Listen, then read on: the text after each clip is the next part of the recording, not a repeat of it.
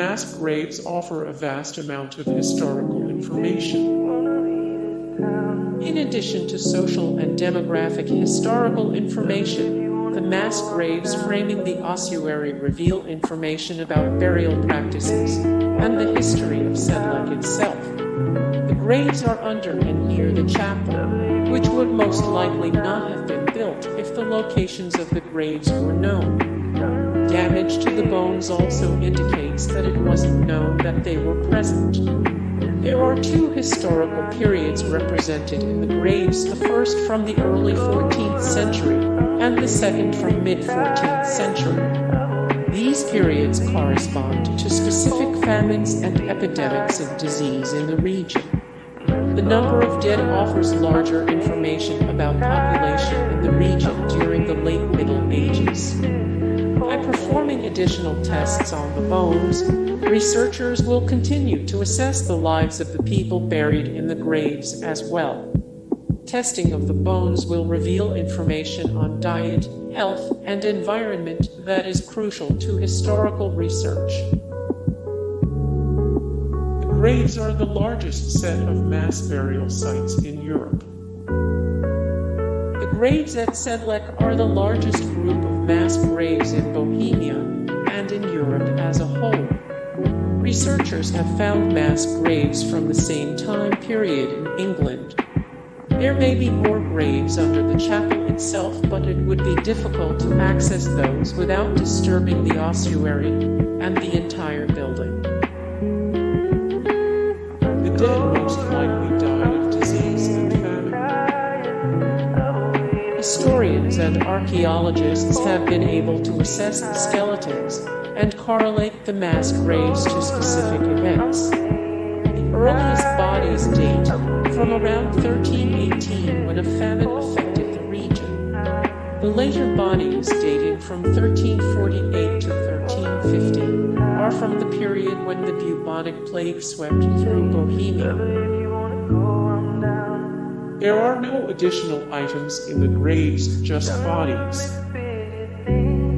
The size of the graves and the fact that there are no grave goods at the burial sites indicates that the people were buried hurriedly. Archaeologists have discovered belt buckles and a few coins, but those are the only non-body remnants that have been found. Each of the mass graves contains 50-70 bodies.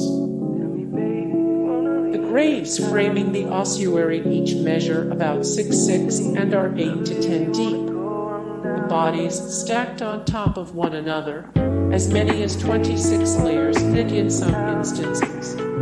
With such dense use of space, the graves accommodated dozens and dozens of bodies. There have been at least 30 mass graves discovered near Sedlec Ossuary. The bones in Sedlec Ossuary are only some of the remains of people buried in Bohemia during the 14th and 15th centuries, however. During recent efforts to repair the chapel at Sedlec, mass graves were discovered framing the ossuary. The discovery of 30 graves is potentially just the beginning, as excavations continue. The bones from the ossuary were organized during the 19th century. The cemetery was closed late in the 15th century, and the bones of some 40,000 people were piled into pyramids in the ossuary. The bones stayed in the ossuary until the Schwarzenberg dynasty took control of the land, and they appointed woodworker František Rindt to organize the bones. Rindt bleached all of the bones and used his artistic eye to turn the bones into elaborate designs, creative ornaments, and unique decorations. He even crafted the Schwarzenberg family crest out of bones. The bones decorating Sedlec Ossuary are from people who wanted to be buried there. After the plague ravaged Central Europe, burials at Sedlec increased. During the 14th and 15th centuries, war and disease brought a fresh round of bodies and, to make accommodations, old bodies were removed removed so new bodies could be buried. The recent addition of a chapel in the cemetery accommodated the skeletal overflow, and the bones of the old bodies were taken to the ossuary, or the church's lower chamber. The bodies all remained on holy soil, and therefore the wishes of the faithful that wanted to be placed at Sedlec were maintained.